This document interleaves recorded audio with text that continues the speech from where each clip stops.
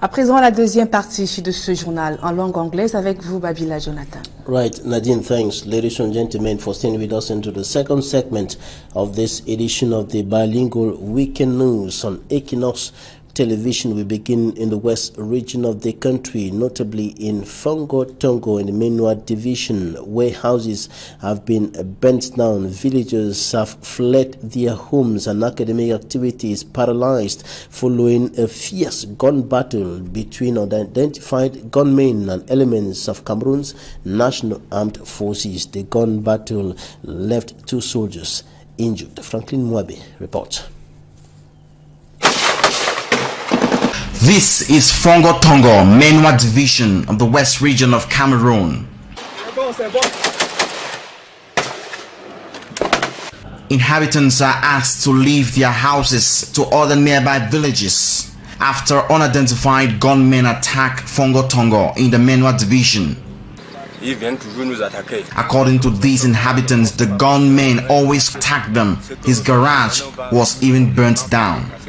It was during gun exchange. Calm is returned. The second-class chief's palace has been burnt and reduced to ash. Schools have been abandoned as most people fled in fear of the unknown. Those who stayed back have been asked to leave the village as their houses were not equally spared by the unidentified gunmen. While no group has claimed responsibility for the attack, fingers are pointing at separatist fighters. Cameroonians affected by the unrest in the 2 English-speaking regions are lamenting and begging for a solution to end the untold misery that has lingered for almost 3 years. 2 children have died in unclear circumstances in the southwest regional chieftown, Boya. They are victims of an attack by unidentified persons. The lone survivor of the attack is responding to treatment at the Boya Regional Hospital. Derek Judge of House and details from Boya. Boya Regional Hospital in shock. Thursday, the 2nd of November 2018. A lady is down. That is not even the incident. But what caused her to faint is the reason why everyone is crying here.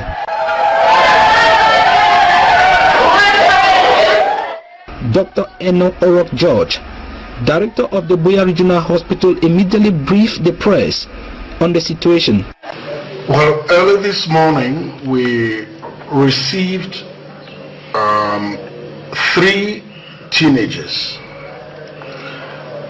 The first is a female called Blessing, aged 8 years, who was received with severe head and neck injury and is presently in the theater. We've succeeded to put an airway and endotracheal tube. The second child that we received is Flavor. She too is a girl, aged 4. She came in with injuries, similar injuries. She died a few moments after arrival.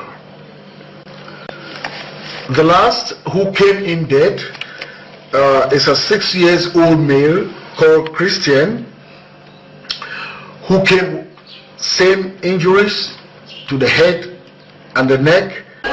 With the 2 of the 3 kids from the same mother now dead, this family that lives at Ndongo, a neighborhood in Boya subdivision, is still to come to terms as to who wanted to completely wipe this generation.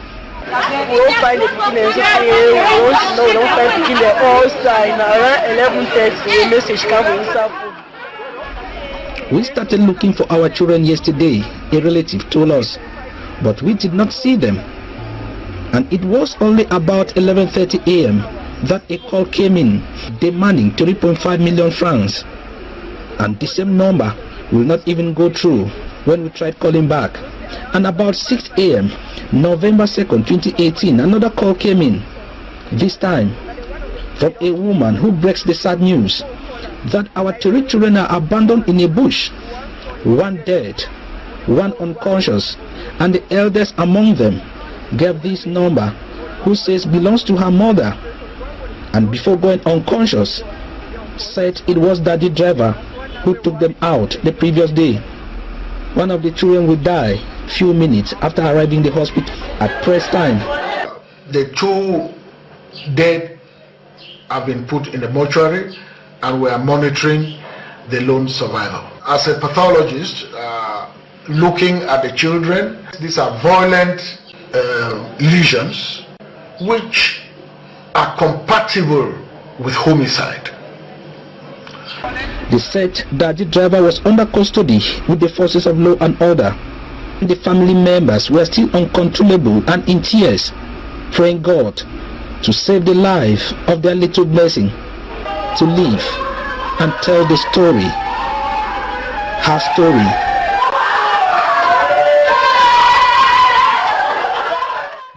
And at a time when inhabitants of several parts of the southwest region of Cameroun and even traditional rulers have fled into bushes and other parts of the country for safety as the Anglophone crisis deepens, for the government has sent building materials to the region for the reconstruction of destroyed houses after receiving the government aid. Southwest Governor Bernard Okalebilai urged those who have fled their villages to return. Derek Jato once more with the details.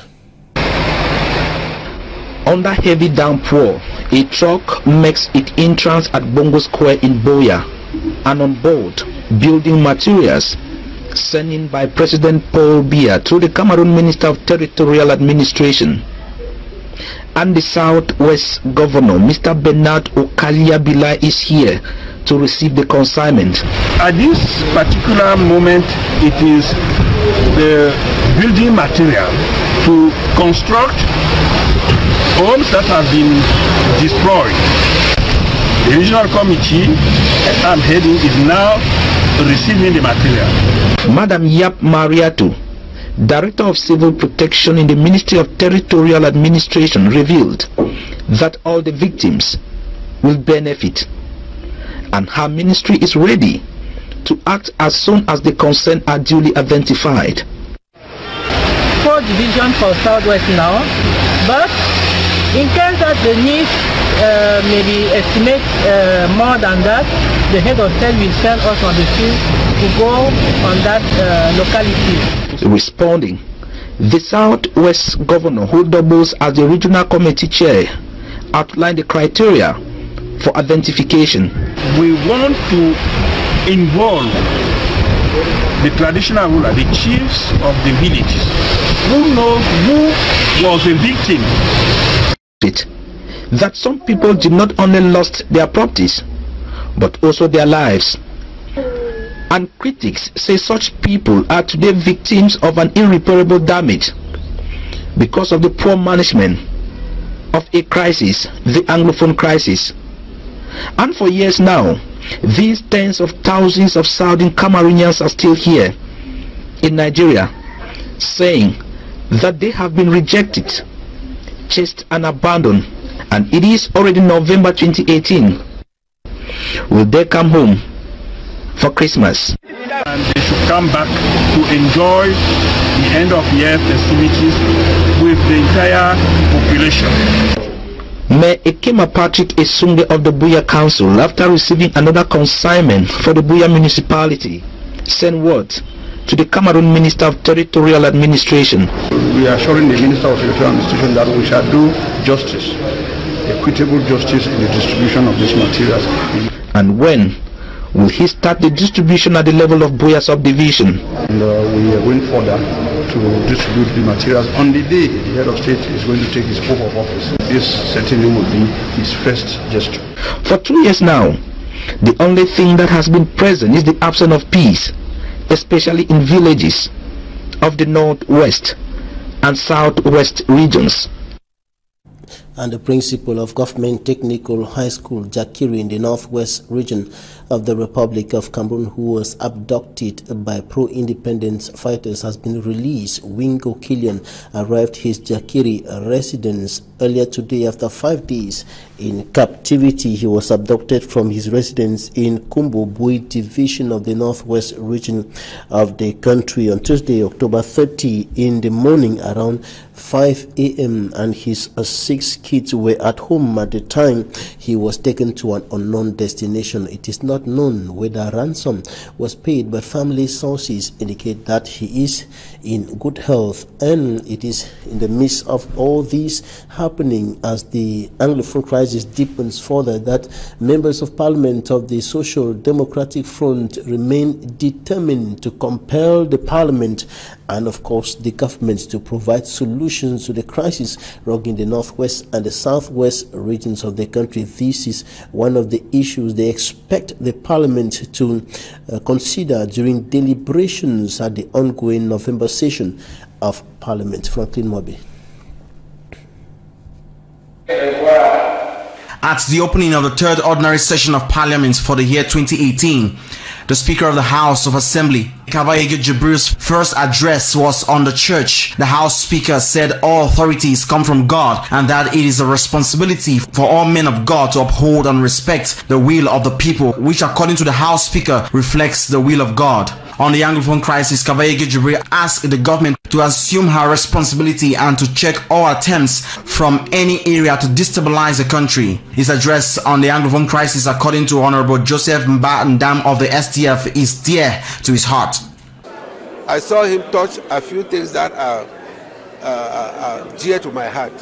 When I say that, I think of the Anglophone issue, which I hope that the new elected president is going to adopt a more profound and meaningful strategy in the solution, the final solution of the Anglophone problem.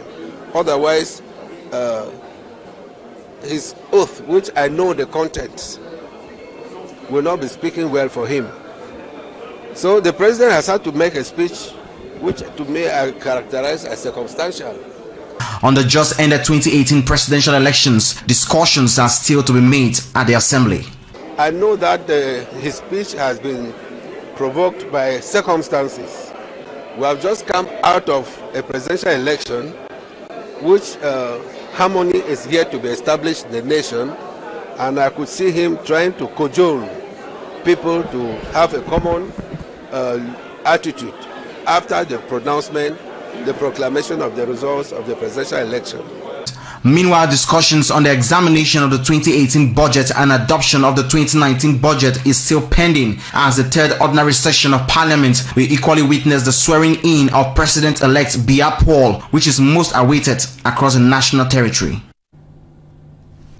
And the current Anglophone crisis and other factors are provoking a significant economic decline in the Republic of Cameroon. And of course, this is why the Ministry of Finance and the private sector are now brainstorming on possible strategies to revamp what many critics have qualified as the limping economy of President Paul Biya's country. Impact of the economic recession in neighboring Nigeria, the crude oil crisis which hit the CEMAC zone, and the Anglophone crisis.